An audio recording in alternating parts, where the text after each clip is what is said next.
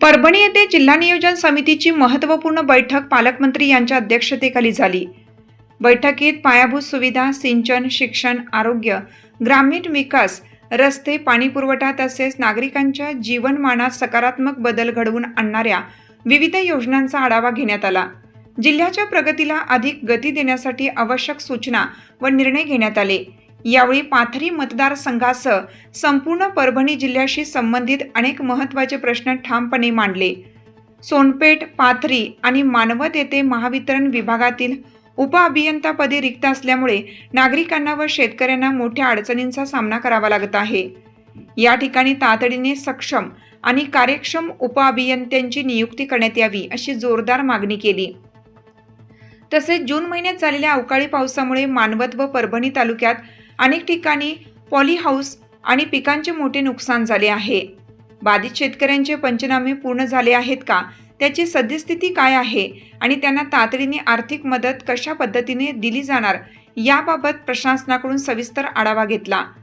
तसेच पीक विमा 2025 संदर्भातही महत्त्वाचा मुद्दा उपस्थित केला। आयुक्त कार्यालयाकडे आवश्यक माहिती पूर्णपणे पाठवण्यात आली आहे का, विमा कंपनीकडे प्रकरणाचा नियमित पाठपुरावा सुरू आहे का आणि शेतकऱ्यांना लवकरात लवकर विम्याचा लाभ मिळण्यासाठी कोणती कार्यवाही सुरू आहे याबाबत संबंधित अधिकाऱ्यांना सूचना देण्यात आल्या।